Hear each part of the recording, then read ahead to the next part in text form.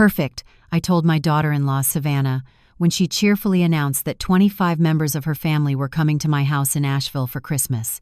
Perfect, I repeated with a smile. Because I'll be away that week at a quiet mountain hotel near Asheville. You all can cook, clean, and host as you wish. Her smile froze mid-sentence. She looked at me as if I'd just spoken in tongues, but she hadn't even glimpsed the real surprise yet. My name is Elaine Porter. I'm 67 years old, a retired nurse who's spent the last 6 years playing housekeeper in what used to be my home. Ever since my son Ryan married Savannah, the balance in this family tilted sharply. It started small. Elaine, can you grab the napkins? Then grew bolder. Elaine, can you make us dinner? Elaine, could you clean up the patio before our friends come over? And like a fool, I did it. I told myself it was just part of being a helpful mother-in-law, until I realized I'd become invisible in my own kitchen. That first Tuesday of December, Savannah strutted in without knocking, wearing a glittering gold sweater and heels that probably cost more than my mortgage payment from $1,983. She carried herself like she owned the place. Elaine, she said in that honey-poison voice of hers, I have wonderful news. I braced myself. My whole family's spending Christmas here, only 25 of us. Only. As if 25 people were a cozy tea party. She perched on one of my dining chairs, crossed her legs, and started listing names like an auctioneer. My parents, my 2 brothers, both sets of cousins, Aunt Jolene and her twins. Oh, and Grandpa Earl can't eat dairy, so we'll need special sides. I watched her speak, and something inside me, something tired and quiet, simply snapped back into place. That sounds perfect, I said evenly. She blinked. It does? Yes, because I won't be here. For the first time since I'd known her, Savannah was speechless. That night, I booked a quiet mountain hotel, an hour from Asheville, paid in full. The next morning, I left a note on the fridge. The freezer's full, the oven's temperamental, the house is yours, Merry Christmas. When the taxi pulled away from the porch, I didn't look back, I didn't have to. This year, someone else would finally clean the dishes. And I would finally breathe. Oh, and you'll have to decorate the entire house, Savannah added breezily, stirring sugar into her coffee. I want it to look perfect for the Instagram photos. She waited for my usual obedient nod. Yes, Savannah. But this time something inside me didn't bend. It broke cleanly, like a bone setting itself straight after years of healing wrong. Perfect, I said, meeting her eyes. It'll be a perfect Christmas for all of you, because I won't be here. I know. The silence that followed was delicious. Savannah blinked, confused, her glossy lips parting slightly. The confident rhythm of her heels on the tile went still. What do you mean, you won't be here? She asked, her voice a pitch higher than usual. Exactly what I said, I replied.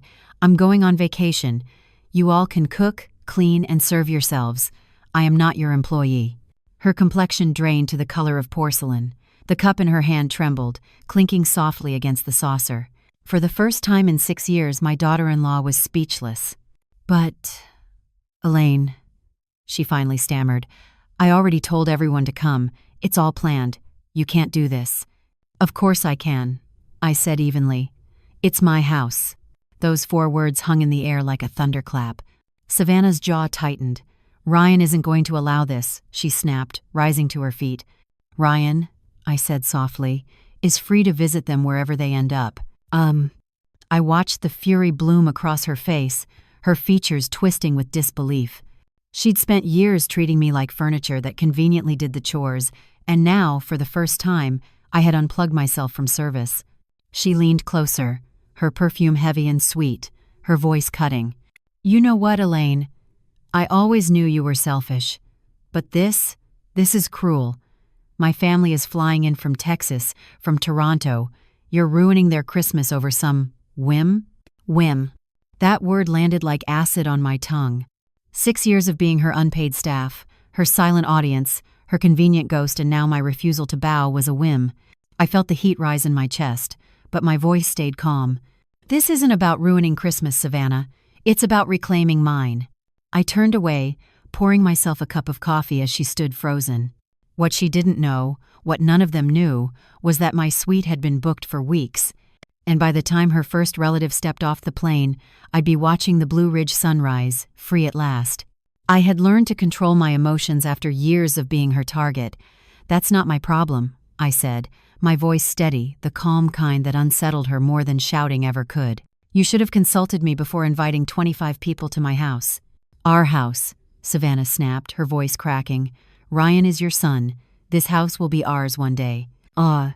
There it was, the truth that had always hovered in the air, now spoken aloud. Savannah didn't see me as family. She saw me as a temporary obstacle, a stop on the road to ownership.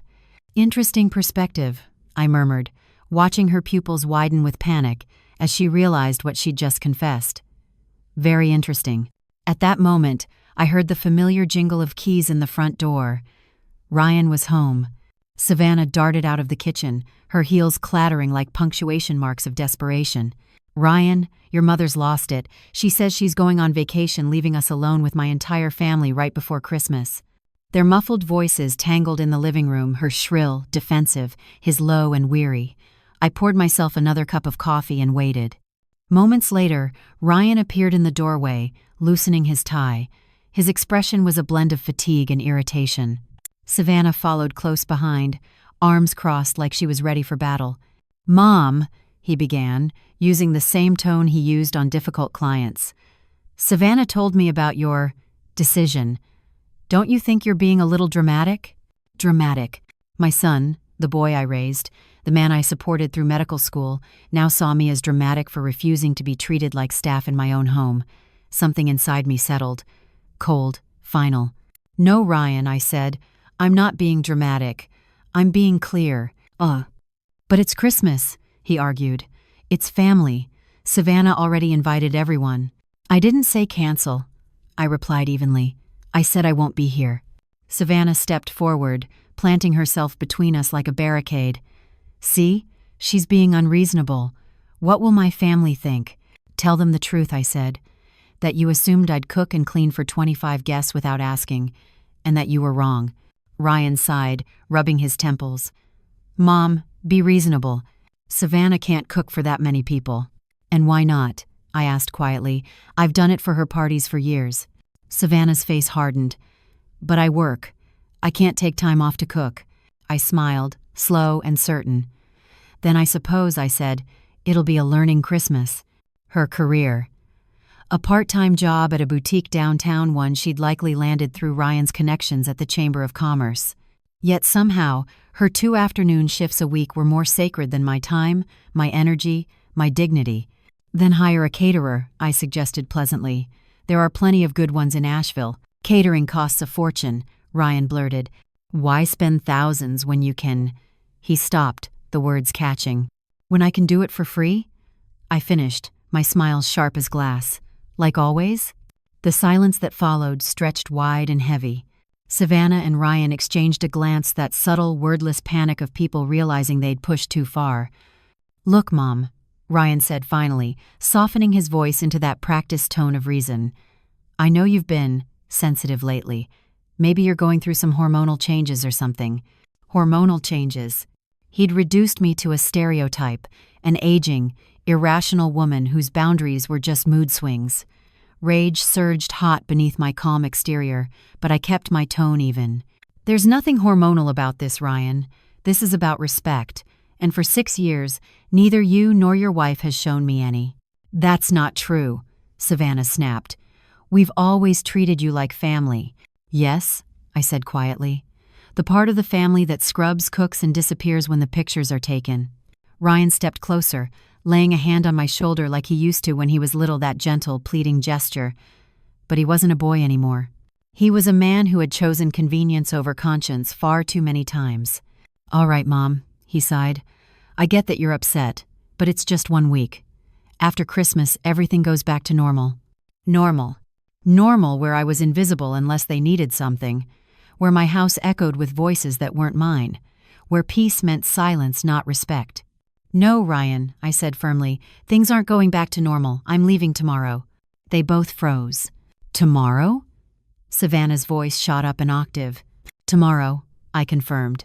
"Everything's arranged. Her eyes widened, panic replacing arrogance. She began pacing the kitchen like a caged bird.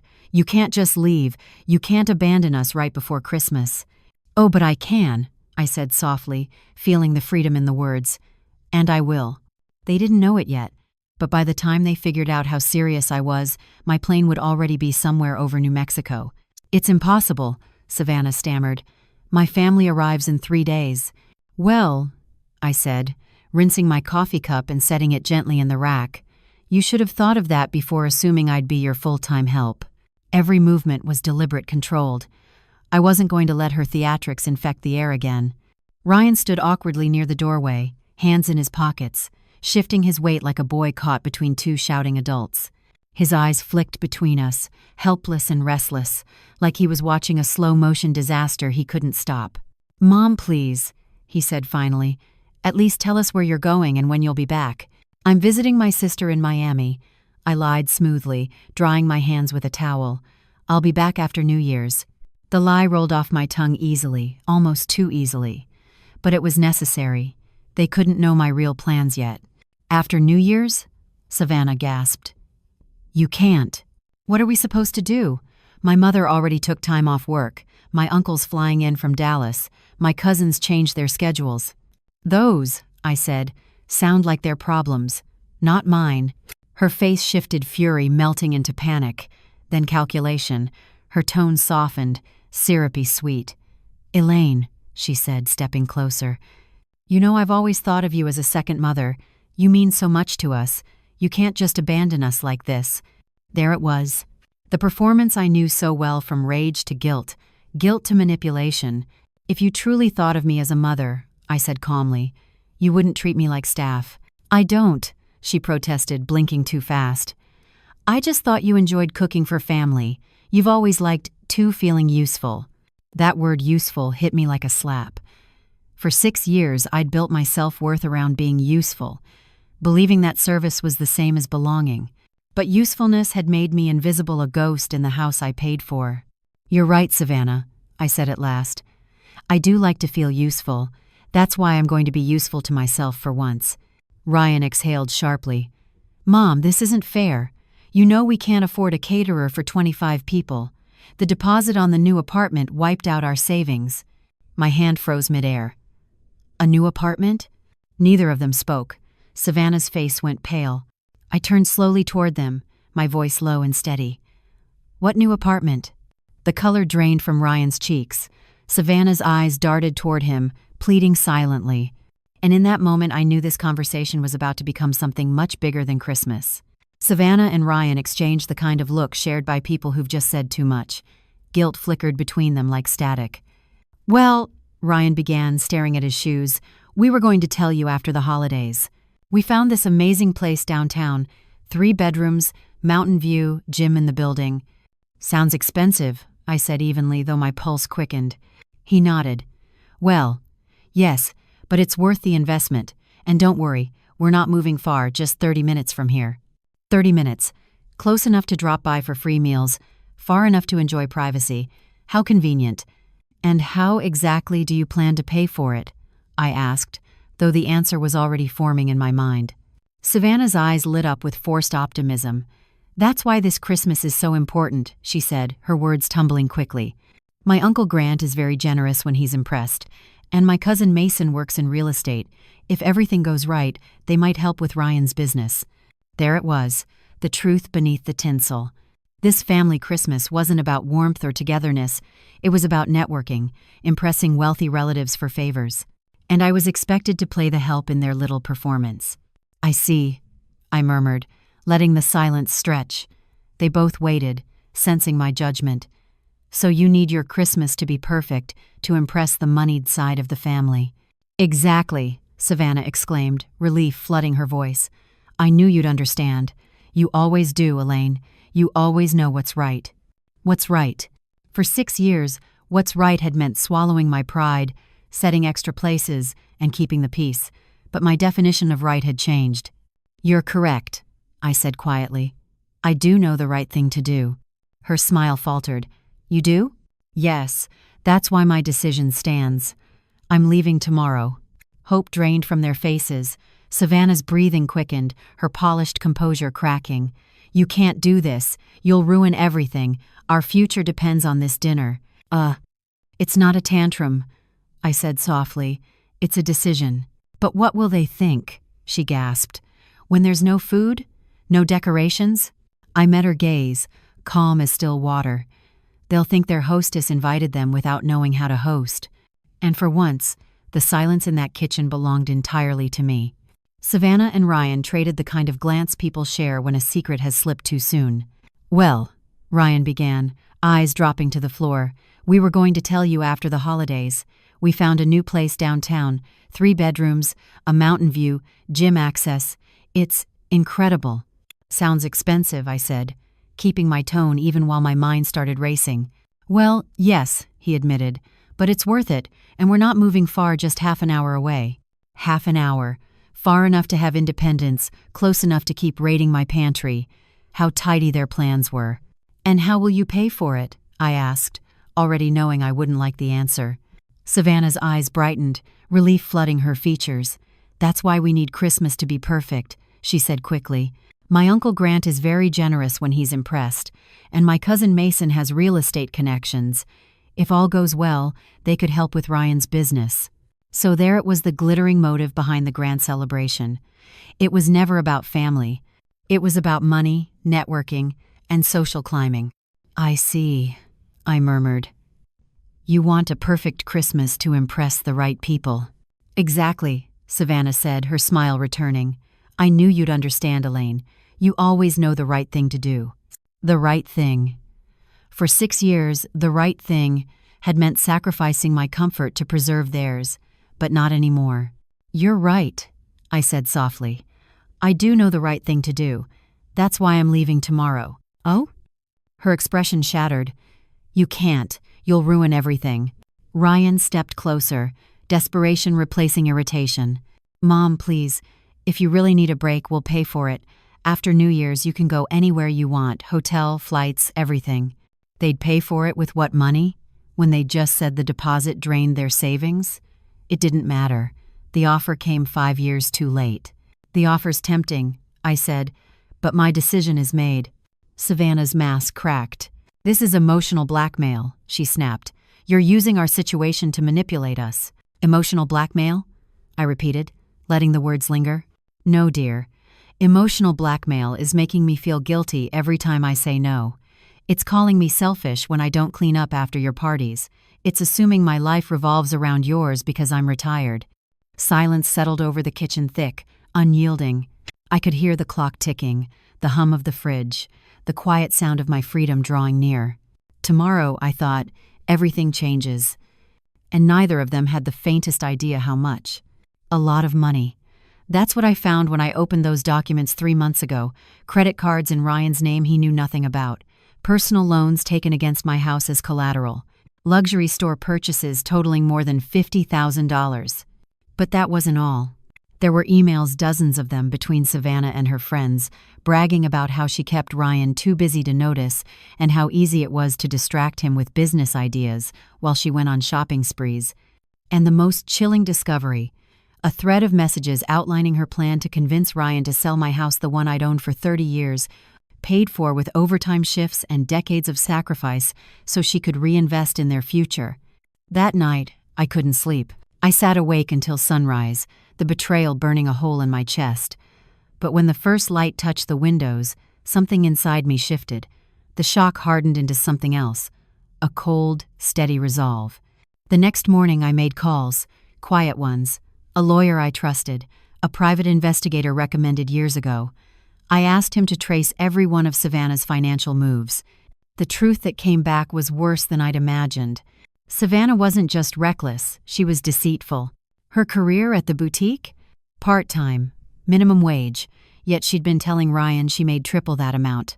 The rest of her income came from secret credit cards and hidden accounts. And she wasn't just lying to Ryan, she'd lied to her entire family, told them we were wealthy, that Ryan's business was booming, that I had a trust fund, that our home was worth twice its value. She wanted to impress them, to build an image of perfection. But I was done playing supporting actress in her performance. In the quiet of my bedroom, I stared at my laptop screen and smiled for the first time in months. I'd already moved all my savings into a separate bank, one Ryan knew nothing about. My lawyer had helped secure the deed to my home so no one could sell it or borrow against it without my consent. And then, the final step. I'd written a few polite, carefully worded emails to Savannah's influential relatives, Uncle Grant, Cousin Mason, Sister Valerie. Each began the same way. "Good evening. I'm writing as Savannah's concerned mother-in-law. Tomorrow," I thought, "they'll all know who she really is." I wrote to them as politely as I could. "I'm worried about the young couple's delicate financial situation and would appreciate any advice on how to help," the note read. I meant every word, but I also attached a few carefully chosen documents, some of the most alarming bank statements and transaction records I had uncovered. The replies were fast and merciless. Grant was furious. Deceived was the word he used, and he didn't mean it in a kindly, correctable way. Mason didn't hesitate. He canceled any notion of investment or help. Valerie's reply was the shortest but the deadliest. She was coming herself, she wrote, and she intended to sort this out personally. Best of all, none of them messaged Savannah first. They all wanted answers in person. They intended to confront her at Christmas, the very gathering she'd engineered to impress them. A party that would now be missing the woman who'd promised the perfect decor, perfect food, perfect Instagram moments. My phone buzzed. "Grant, Mrs. Porter, after reviewing the documents, my family and I will arrive a day earlier than planned. We'd like a word with Savannah on the morning of the 23rd. Could you receive us then?" The 23rd. Exactly the morning I planned to be packing for Miami. "What a coincidence," I texted back within seconds. "Of course, Grant, it will be a pleasure to have you. However, I must let you know that I will be leaving that same day on a trip, so Savannah and Ryan will be your hosts." His answer was immediate. "Perfect. That's precisely what we need." I closed my laptop and lay back, smiling in the dark. For 6 years, I'd been the invisible backbone of their household, the unpaid cook, the midnight cleaner, the convenient shoulder. And all this time I'd watched and learned. I'd cataloged small lies, half-truths, and the way Savannah maneuvered conversations to keep attention off the debts she hid. She had believed my age was a shield, that my apparent meekness equaled helplessness. She thought she'd never be found out because I was too old, too tired, too grateful to fight. Tomorrow morning, while she slept, I would pack quietly. Not for Miami, that was the story I'd told them, but for a nearby hotel I'd discovered months ago. A quiet place an hour's drive away with a ridge view and a terrace that looks over the mountains. A luxury suite booked for 2 weeks, prepaid, non-refundable. From that vantage point, I would have front-row seats. I would sip coffee while they arrived, watch their faces when Grant asked about the charges, see Mason's expression when he learned what the investment really covered, and hear Valerie demand explanations in the same tone she'd use in the boardroom. I would watch Ryan realize what he'd been living with. I would watch Savannah's carefully built kingdom topple under the gravity of truth, each lie discovered like a loose brick. And best of all, I would not have to lift a finger to make it happen. She had dug her own hole. I had simply pointed them to the shovel. Outside, the last echoes of the argument drifted away, muted voices, a door slamming, the uneasy hush that follows words that can't be unsaid. And for the first time in years, I slept. Not the restless kind of sleep that comes with exhaustion, but the deep, steady kind that belongs to someone who finally made peace with her decision. Justice, I thought as I drifted off, may come late, but it always arrives. At 6 a.m., my alarm chimed like a hymn of liberation. I rose with a lightness I hadn't felt in half a decade. The air was crisp, the house still. In the quiet, I showered, dressed, and began to pack. Every folded sweater, every pair of shoes laid carefully into the suitcase was a small act of reclaiming my life. I wasn't escaping. I was departing with purpose. Savannah and Ryan were still asleep. I could hear their slow, even breathing as I passed their room. Downstairs, the kitchen waited, my note already written, resting beside the spare house keys. "Have decided to leave early for my trip. The house is in your hands. Enjoy your perfect Christmas, Elaine." Short, polite, final. Of course, the note didn't mention my other preparations. The refrigerator and pantry emptied.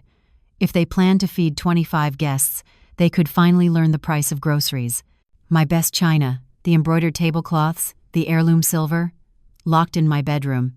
If Savannah wanted to dazzle her wealthy relatives, she could do it with paper plates and plastic forks. And the cleaning service that came twice a week, the one I'd quietly paid for while Savannah bragged about her impeccable housekeeping, canceled, effective immediately. Let her discover what real housework felt like. At 7 sharp, the taxi pulled into the driveway. The driver, a kind older man, helped load my luggage into the trunk. I turned back once, gazing at the home I'd built from the ground up. For 30 years it had been my pride, then my prison. But now it was mine again. I wasn't leaving it behind. I was reclaiming it by walking away on my own terms. An hour later, I checked into the hotel overlooking the Blue Ridge Mountains. The suite was everything I'd imagined: wide windows, sunlight spilling across polished floors, and silence. Perfect, golden silence. No clattering dishes, no demands, no footsteps calling my name. At 10:47 a.m., my phone began to ring. Savannah. I let it buzz, turned toward the view, and smiled. Freedom, it turned out, had excellent timing. Of course, it was Ryan. "Mom, where are you? We found your note. Why did you leave early?" His voice was groggy, uncertain. I could almost picture him standing in the kitchen, bewildered by the empty shelves and the silence of a house where breakfast didn't make itself. "Good morning, Ryan," I said lightly. I decided there was no reason to delay the inevitable. You both have a lot to do before your guests arrive, and I could use a little peace. "But Mom, this is so sudden," he said, lowering his voice. Well, she's pretty upset." Upset. What a diplomatic way to describe a meltdown. I could practically hear her pacing the kitchen, realizing she would actually have to cook, clean, and organize for the first time in her adult life. "I'm sure she'll manage perfectly," I said. "After all, she's a very capable woman." There was a long pause. In the background, Savannah's voice rose, rapid and shrill, barking instructions or perhaps accusations. "Could you at least tell us where you are?" Ryan asked. "In case of an emergency? I'm safe, and I'm somewhere quiet. That's all you need to know." "Mom, please," he said, his tone softening into guilt. "I know you're upset, but this is extreme. Savannah's family arrives in 2 days. We don't even know how—" "Ryan." I cut him off gently but firmly. "You're 32. Savannah's 29. You are both perfectly capable adults. I am certain you can solve your own problems without depending on a 67-year-old woman." There was silence again. Then finally a sigh. "Fine. But promise me you'll be okay. And when are you coming back?" "When I'm ready," I said simply. "Enjoy your Christmas." Before he could reply, I ended the call and switched my phone to silent. The barrage began within minutes. Calls, messages, notifications. I ignored every one of them. I'd waited 6 long years for this peace. I wasn't about to surrender it now. I ordered lobster thermidor from room service, something Savannah would have called unnecessary. It tasted like freedom. Each bite was a reminder that luxury wasn't about price, it was about permission. By mid-afternoon, I finally glanced at my phone. 17 missed calls from Ryan, 31 from Savannah, texts ranging from panic to fury. But the one message that mattered came at noon. From Grant. "Mrs. Porter, my family and I will arrive tomorrow morning at 8, as agreed." I smiled. Tomorrow, the curtain would rise. And the performance Savannah had scripted for years would collapse without my ever stepping foot on stage. If you've been holding your breath through Elaine's quiet revenge, don't stop now, the storm is just beginning. Hit subscribe so you don't miss the next chapter when Savannah's perfect Christmas unravels before everyone's eyes. We look forward to meeting you in person and having that important conversation with Savannah. Thank you for your hospitality. Hospitality. If only Grant knew that by 8 o'clock tomorrow morning, the only hospitality awaiting them would be Savannah scrambling to explain why the house was empty, the fridge bare, and the famous mother-in-law she'd bragged about had conveniently vanished. I replied with care, "Dear Grant, I regret to inform you that I had to move up my trip due to unexpected family matters. Savannah and Ryan will be delighted to host you. I'm sure you'll have plenty to discuss." His response came within minutes. "I understand perfectly. In fact, this might be for the best. Some conversations are better had in private." Private. Exactly what they needed. A family meeting between a practiced liar and those who finally knew the truth. That afternoon, I let the hotel spa's quiet hum wrap around me like silk. As the masseuse worked through the tightness in my shoulders, 5 years of accumulated strain, I pictured the scene to come. Savannah waking in a panic, dragging Ryan out of bed, shouting about groceries, recipes, and decorations. The chaos of a woman trying to fake the life she'd pretended to have. And then, precisely at 8 o'clock, the doorbell. Grant, Mason, and Valerie on the porch, smiling politely, unaware they were about to step into the ruins of Savannah's performance. The knots in my shoulders unraveled with every imagined detail. By the end of the hour, I was floating light, calm, certain that justice was not loud, it was quiet, precise. The morning of the 23rd dawned crisp and golden. My phone began buzzing at 6:30. I ignored it at first. While eating eggs Benedict with smoked salmon on my balcony, I finally opened my voicemail. The first was from Ryan, voice tight with panic. "Mom, please, pick up. Savannah's losing it. We don't know what to make for breakfast for 25 people. The store doesn't open until 8, and her family gets here right then. Please, we need your help." The next was from Savannah herself, her voice unrecognizable, cracking under pressure. "Elaine, I know you're angry, and you have every right to be, but please don't let me look bad in front of my family. Uncle Grant came all the way from Florida. Valerie canceled important plans. I don't know how to cook for this many people. I don't even know where to start. And then came the third voicemail, my favorite. Savannah again, sobbing harder. "Elaine, I just checked the pantry and refrigerator." I smiled, sipped my coffee, and pressed play. "Everything is empty. Why is there nothing here? How am I supposed to feed my family? Where's the good china? The Christmas linens? Please, Elaine, just tell me where you put everything. Please." Ah, yes, realization, late but glorious. The dawning truth that homes don't run on fairy dust, that meals don't appear through goodwill alone, that comfort is not automatic but earned through labor and planning. The message I'd truly been waiting for came a few minutes later, at 7:15 a.m. A new voice, unfamiliar yet authoritative. "Mrs. Porter, this is Grant, Savannah's uncle. We landed early and are heading straight to the house. We should be there in 15 minutes. Looking forward to meeting you and having that conversation." Perfect. They'd arrive right at the height of chaos. By Dapen Dwenny, my phone rang again. "Mom?" Ryan's voice quivered, thin with panic. "Good morning," I said pleasantly. "Of course I can talk. How's your morning going?" "Mom, please don't do this. Savannah's family just got here and we have nothing. Literally nothing. She's crying in the bathroom. I don't know what to do." "Have you explained the situation?" I asked. "What situation? How do I tell them my mother decided to go on vacation the week of Christmas? When you needed me, you mean," I corrected. "Not when I needed respect or gratitude or a single thank you after 6 years." Silence. Then faint voices in the background. A man, Grant, no doubt speaking firmly, asking where the hostess had gone. "Mom," Ryan pleaded, "at least tell us where you bought everything. The stores, the recipes, anything. Help me fix this." I almost felt pity. Almost. "Ryan, I didn't buy everything," I said quietly. "I planned for weeks. I made lists, researched recipes, compared prices, spent whole days preparing. None of it was magic. It was work. Real work." He didn't answer right away. I could hear his breath catch, realization dawning in the pause between us. "Look," he said finally, his voice smaller. "I know we've been inconsiderate, but right now I just need a practical solution. What do I do with 25 hungry people in my living room?" "Order takeout," I said simply. "Call restaurants." There was a stunned silence on the line. Then, quietly, I added, "Consider it your first Christmas learning how to stand on your own 2 feet.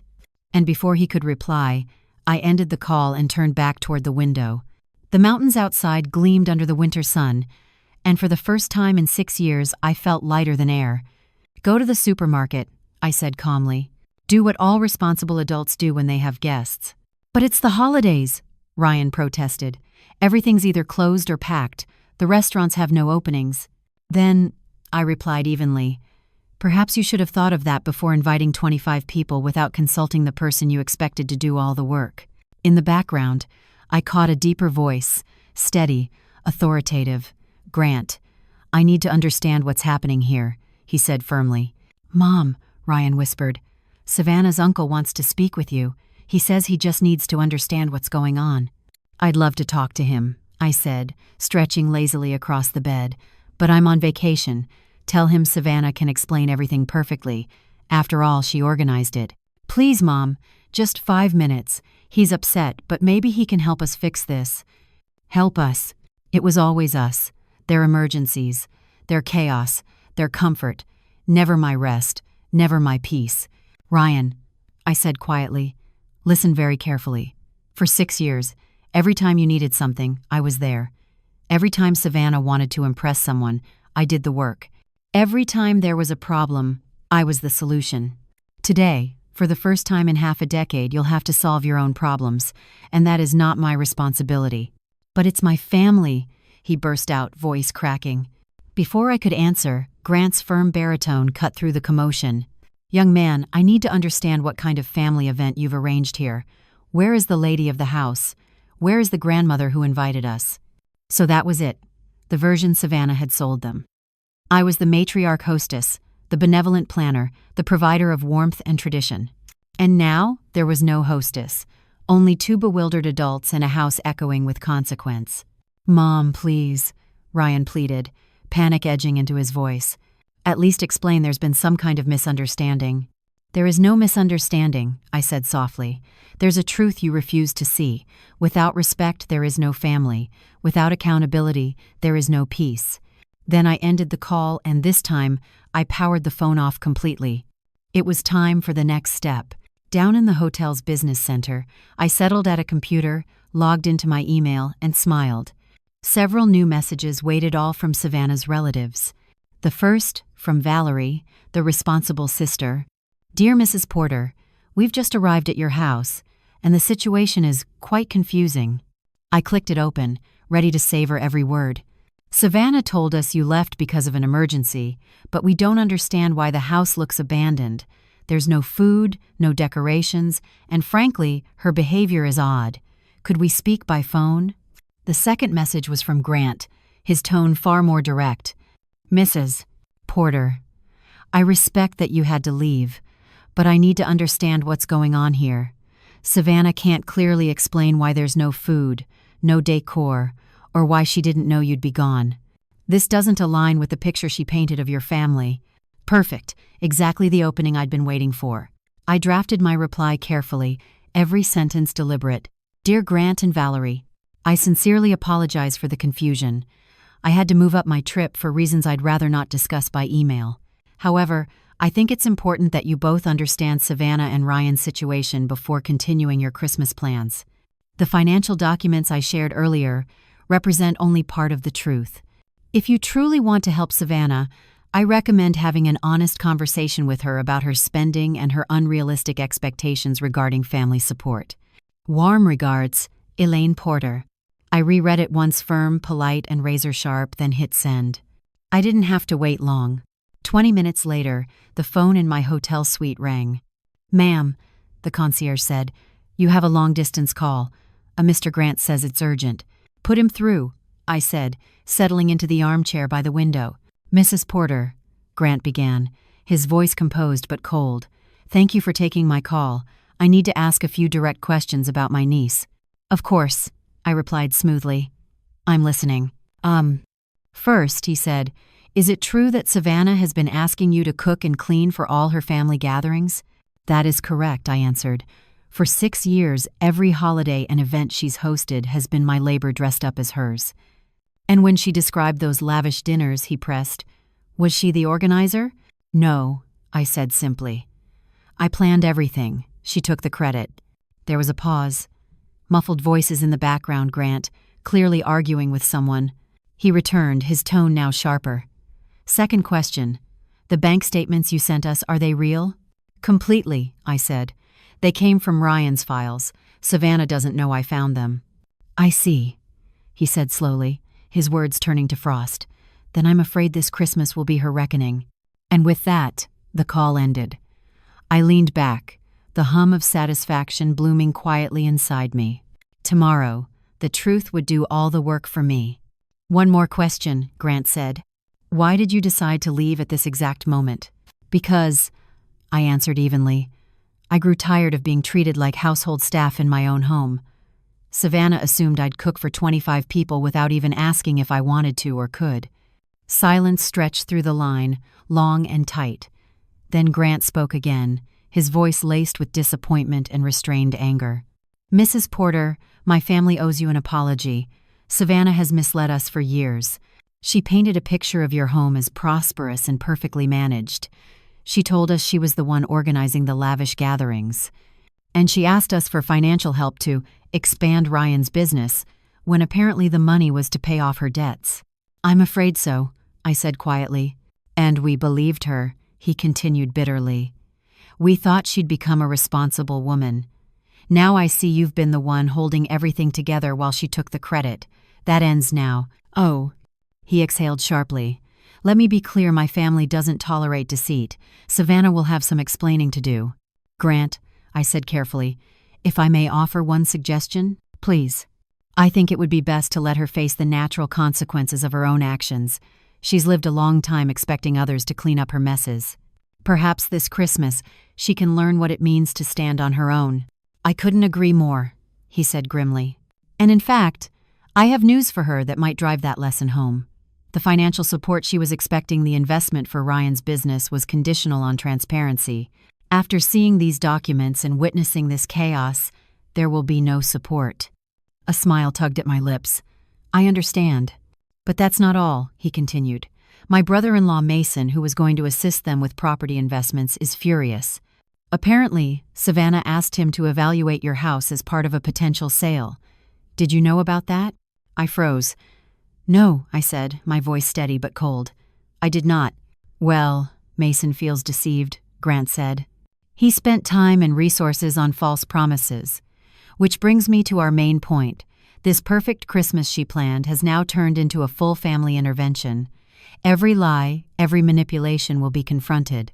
I leaned back in my chair, letting the words settle like a slow-burning symphony. A family intervention. Better than I ever could have arranged myself. For dinner tonight, Grant said, the whole family will know the truth about Savannah. And does she know? I asked. Not yet, he replied. But she's about to. Behind him, I could hear the growing roar of voices. The storm had reached my house. Mrs. Porter, Grant said after a pause, I have to go deal with this. But please know my family respects you deeply for enduring this, and for having the grace to step away. Thank you, Grant, I said. That means more than you know. One more thing, he added. When you're ready to return, we'd like to meet you properly. The real Elaine, not the housekeeper Savannah pretended you were. It would be my pleasure, I said softly. When I ended the call, I sat for a long moment, breathing in the quiet satisfaction of long-delayed justice. At home, Savannah's perfect facade was collapsing brick by brick, lie by lie. That evening, curiosity got the better of me. I ordered a discreet car service and asked the driver to take a slow loop through my neighborhood. From the tinted window, I watched my once serene home transformed into a battlefield. Rental cars lined the street. Grocery bags lay scattered on the porch like casualties of panic. The lights inside flickered with movement, silhouettes gesturing wildly. It was like watching a drama unfold, except this time I wasn't the victim. My phone buzzed again. A text from Valerie. Mrs. Porter, could you call me? I need to ask about some additional documents. I called immediately. Her voice was tight, professional, but strained. Mrs. Porter, I've been reviewing my sister's finances. It's worse than we imagined. Savannah's been opening accounts in Ryan's name credit cards, small loans. It borders on identity fraud. I sat up. Does Ryan know? We told him an hour ago, Valerie said. He's in shock, keeps insisting it's a mistake. Valerie, I asked carefully, did you also know Savannah told her relatives I was leaving her the house in my will? There was a beat of silence. She did tell us that. She said you planned to make her your primary beneficiary, that she'd inherit both the house and part of your savings. She used that claim as collateral to borrow over $20,000 from family. $20,000 debt built on my supposed death. Valerie, I said quietly, that is a complete fabrication. My will includes her in nothing. I suspected as much, she sighed.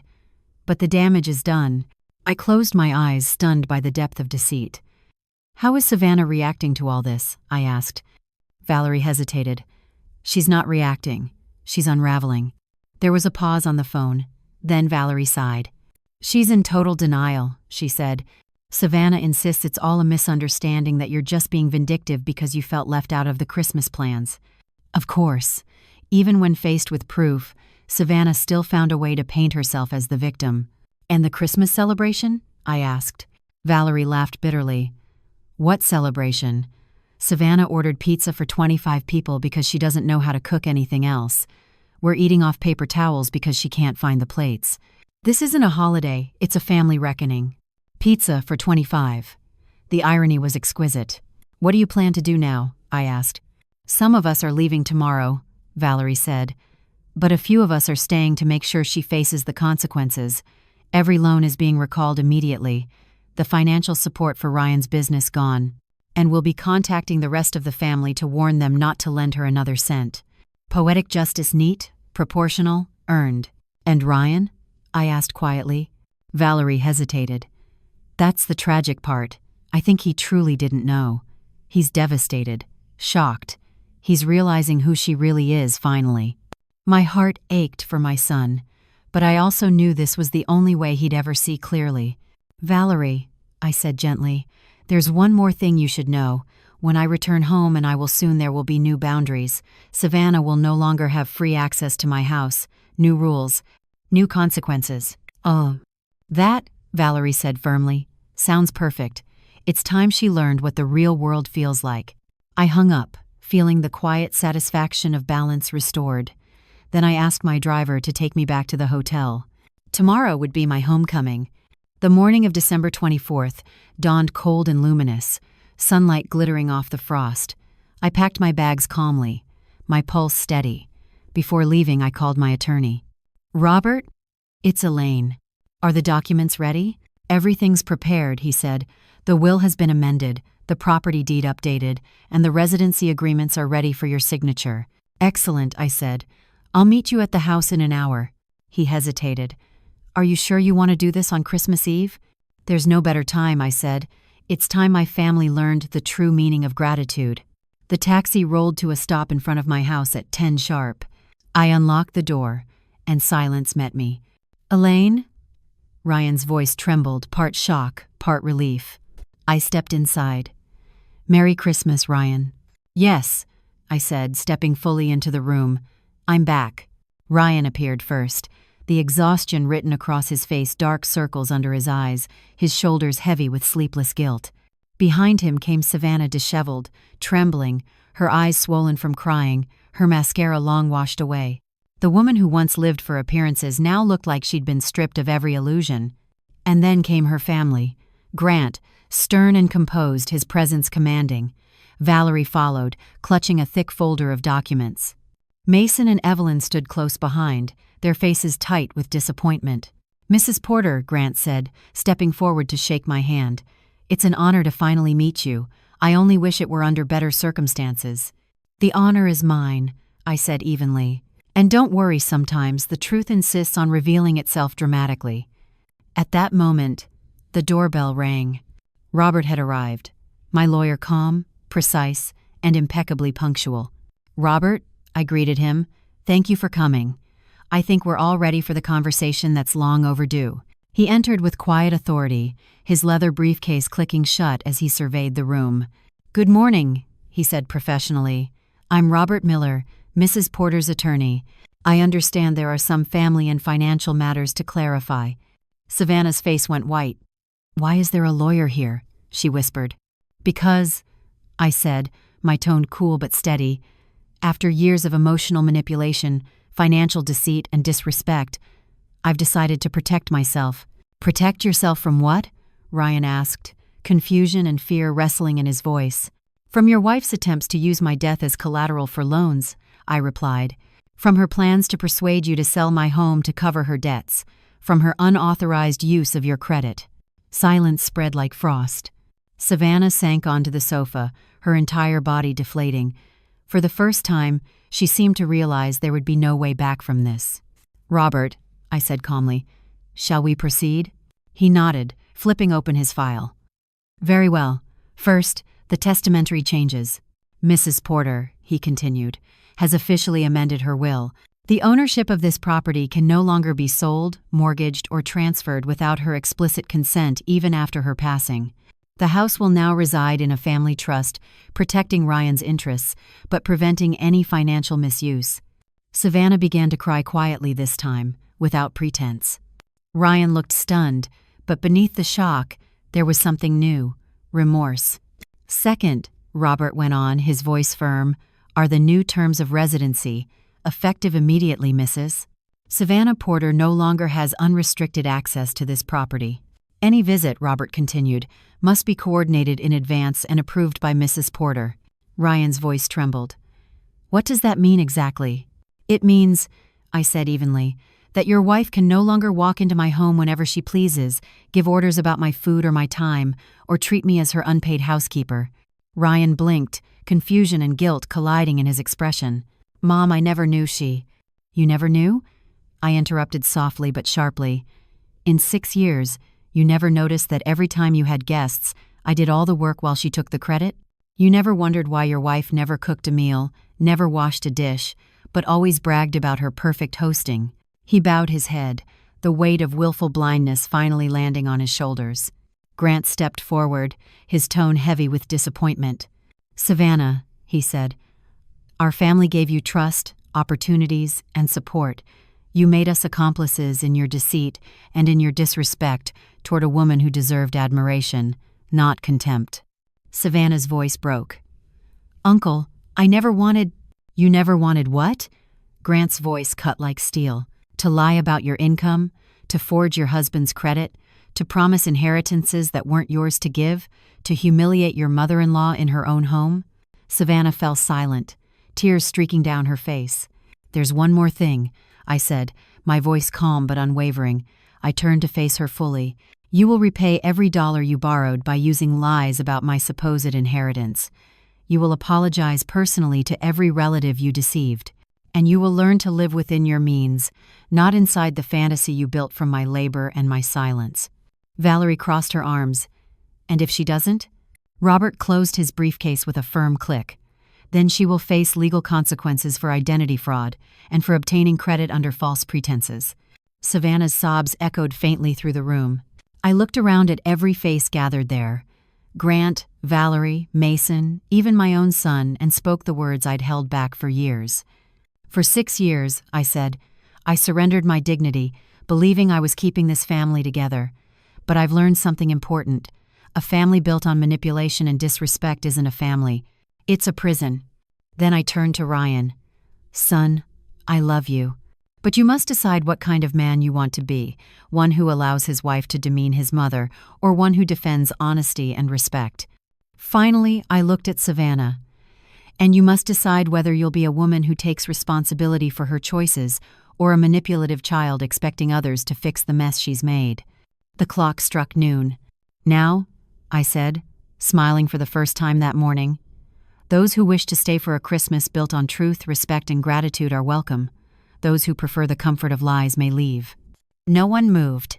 For the first time in 6 years, I felt absolute peace, the freedom of a woman who had finally reclaimed her house, her voice, and her life.